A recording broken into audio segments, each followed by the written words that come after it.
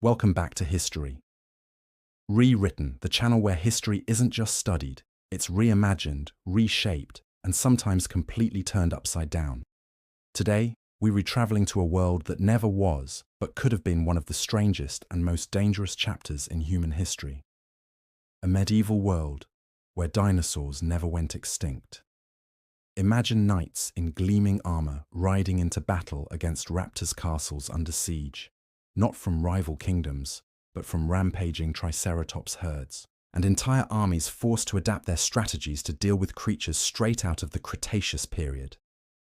So sharpen your swords, ready your shields, and maybe grab a catapult or two. We're about to dive into the ultimate clash: dinosaurs versus medieval knights. Our journey begins in the countryside of 13th century Europe. Normally, peasants might worry about bandits or the occasional wolf pack, but in this rewritten world, their greatest fear is a raptor stalking the fields at dawn. Raptors, fast, cunning, and hunting in packs, would change the way villages defended themselves. Forget simple wooden palisades.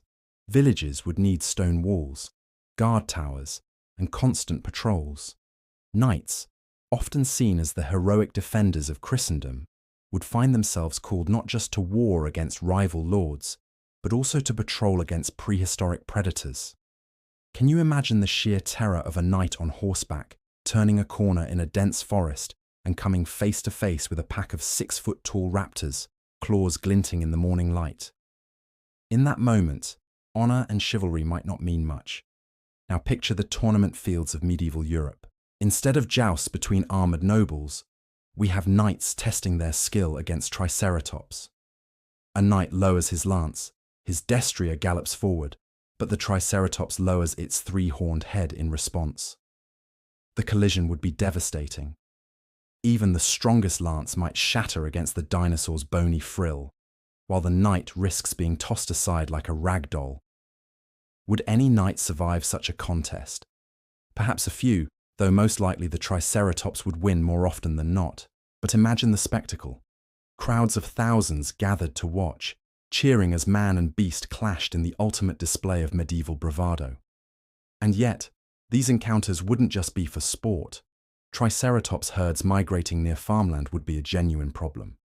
Peasants would need knights to drive them away before they trampled entire crops. A knightly order dedicated to combating triceratops could very well form, with specialized weapons, perhaps enormous crossbows mounted on wagons, designed to pierce through thick hides. Entire manuals of chivalry might include sections on how to face dinosaurs in combat.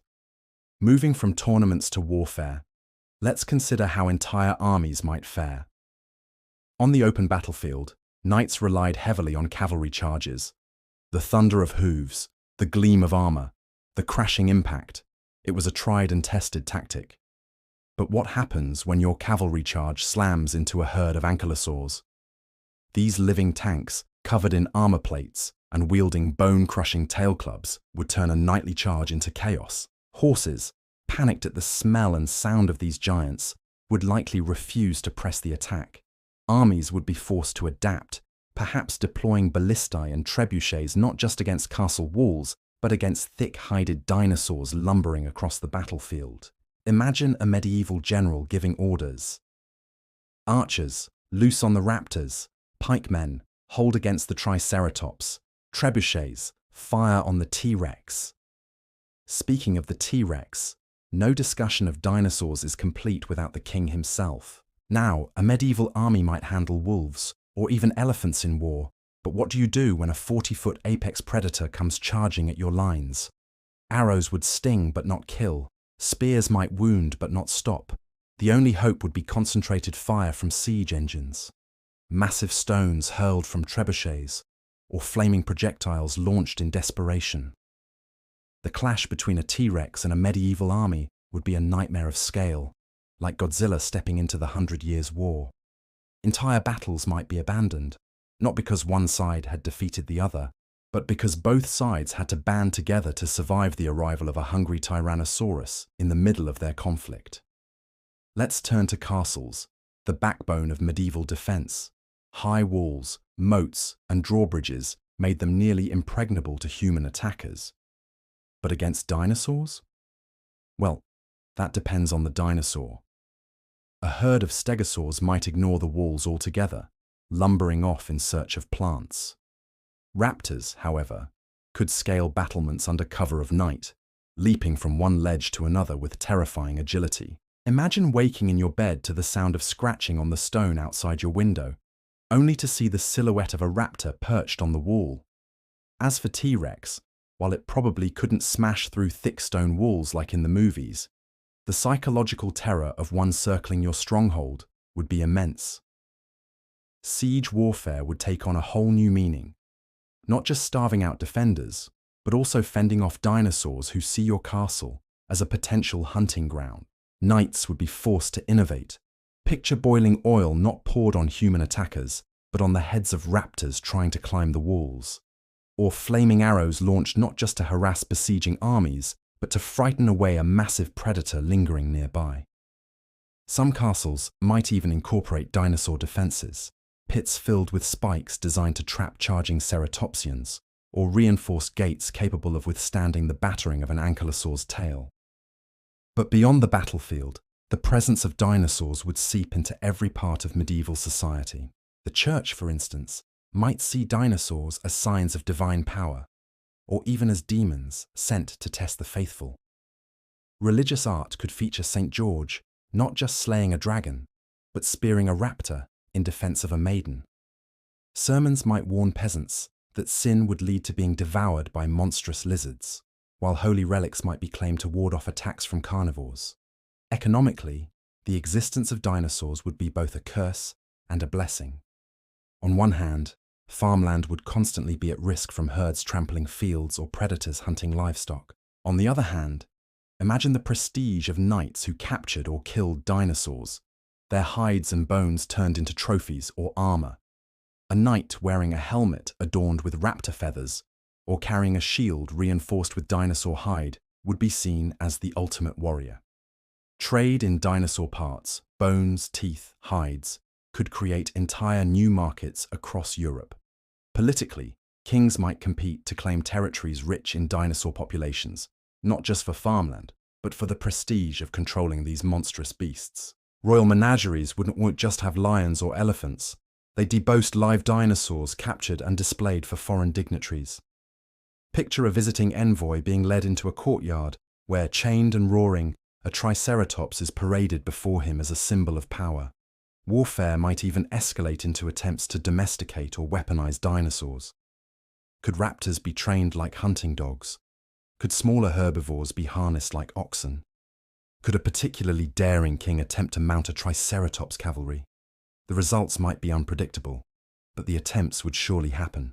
And then there's the question of myth and legend. Medieval Europe was already rich with stories of dragons and monsters. In a world where dinosaurs roamed the land, those myths might not just be stories, but everyday realities. Dragons might not be legendary at all, but exaggerated accounts of actual dinosaur encounters. A knight returning from battle with scars from a raptor fight might be celebrated as a dragon slayer. Entire sagas and epics would be rewritten, blending human bravery with prehistoric foes. Of course, it wouldn't all be blood and terror. Humor has its place too. Imagine a peasant explaining to his lord why the harvest failed. "My lord, it wasn't the weather this year. It was the herd of brontosaurs stomping through the fields again." Or picture two knights grumbling over ale in the tavern. "I lost my best horse to a raptor yesterday." Ha!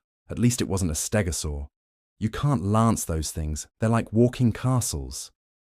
In this rewritten history, daily life would be full of both fear and absurdity, as humans tried to carve out a medieval civilization in a world that still belonged, in many ways, to the dinosaurs. As our thought experiment draws to a close, we return to the question: could medieval knights truly stand a chance against dinosaurs?